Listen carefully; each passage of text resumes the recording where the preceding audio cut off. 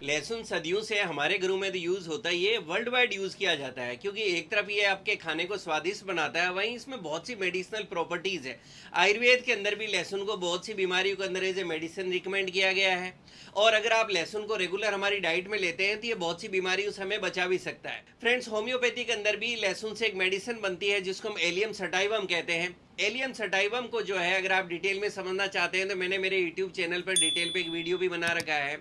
और लहसुन का मैक्सिमम फायदा जो है आपको तब मिलता है जब आप इसको सुबह सुबह 2 मीडियम साइज की कच्ची कली को दांतों के नीचे अच्छी तरह से चबा लें और उसके बाद आप 1 गिलास पानी पी लें, तो इस तरह से आपको लहसुन का मैक्सिमम फायदा देखने को मिलता है। मैंने लहसुन को किस तरह से लिया जाना चाहिए और इसके क्या क्या फायदे हैं इस पर डिटेल पर एक वीडियो बनाया था। उसके बाद में काफी लोगों ने क्लिनिक पर आके डिस्कस किया कि सर हमने लहसुन खाना शुरू कर दिया है, लेकिन उसके साथ मैंने ये भी महसूस किया कि कई लोग कुछ गलतियां कर रहे हैं जिसके कारण उनको प्रॉपर फायदा नहीं मिल रहा है। वहीं दूसरी तरफ कुछ लोग ऐसे भी होते हैं जिनकी मेडिकल कंडीशन और उनको लहसुन बिल्कुल भी नहीं खाना चाहिए। तो आज के वीडियो में मैं डॉक्टर रावत चौधरी यश होम्योपैथिक सेंटर जोधपुर से डिटेल में हम लोग बात करने वाले हैं कि लहसुन खाते समय आपको कौन सी जो है गलती बिल्कुल भी नहीं करनी चाहिए, कौन कौन सी सावधानियां हैं उसको जरूर आप ध्यान लें। क्योंकि खाने के फायदे जान लेना जरूरी होता है, उसी के साथ में इक्वली ये भी जरूरी होता है जान लेना कि किस किस को नहीं खाना चाहिए, वरना फायदे से ज़्यादा आपको ये नुकसान भी कर सकता है।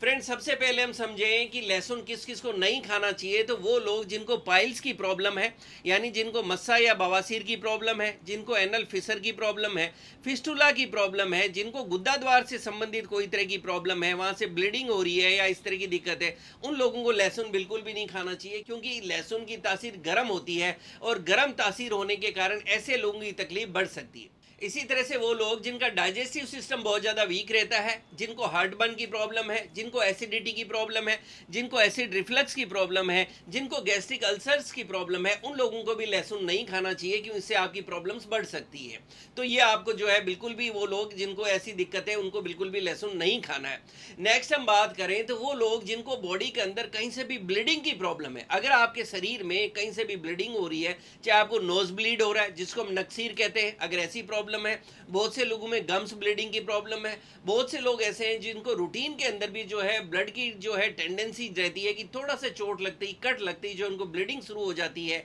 ऐसे लोगों को भी जो है गार्लिक को खाने से परहेज करना चाहिए। इसी तरह से वो फीमेल्स जिनको हैवी पीरियड्स आते हैं, जिनको माहवारी जो है ज़्यादा आती है, ब्लीडिंग ज़्यादा होती है, या वो फीमेल जो प्रेग्नेंट है या जो प्रेगनेंसी प्लान कर रही है, ऐसी फीमेल्स को भी जो है कच्चा लहसुन खाने से बचना चाहिए क्योंकि आपकी बॉडी के अंदर ब्लीडिंग टेंडेंसी बढ़ा सकता है और आपको मंथली पीरियड्स हैवी आ सकते हैं या आपको अबॉर्शन जैसी दिक्कत भी आ सकती है। तो फीमेल्स को पर्टिकुलरली इन कंडीशंस में ध्यान रखना चाहिए और लहसुन से बचना चाहिए। इसी तरह से हमने बात की कि लहसुन में जो है ब्लीडिंग टेंडेंसी होती है, तो ये क्योंकि ये ब्लड थिनर भी वर्क करता है, तो वो लोग जिनको कोई तरह की ब्लड थिनर मेडिसिन चल रही है या वो लोग जिनको HIV की मेडिसिन चल रही है, वो लोग बिल्कुल भी कच्चा लहसुन नहीं खाएं। वो लोग जिनकी कोई सर्जरी प्लान्ड है, ऑलरेडी शेड्यूल्ड है कि आपकी सर्जरी होने वाली है, तो आपको भी कच्चा लहसुन खाने से बचना चाहिए क्योंकि सर्जरी के टाइम ये ब्लीडिंग के चांसेस को बढ़ा सकता है। और अगर आपकी कोई दूसरी मेडिकल कंडीशन है या इस तरह की आप मेडिसिन में हैं, तो एक बार आप अपने डॉक्टर साहब से जरूर पूछ लें कच्चा लहसुन खाने से पहले, और वो परमिट करें तो ही आप लहसुन खाएं, अदरवाइज आप लहसुन को नहीं खाएं। इसके साथ एक ध्यान रखने वाली बात और है कि अगर आप लहसुन का मैक्सिमम फायदा लेना चाहते हैं तो इसके लिए आप लहसुन को हैजे से निगले नहीं। ये मैं ऐसा इसलिए कह रहा हूँ कि आज सुबह ही मेरे पास क्लिनिक पे एक पेशेंट आए,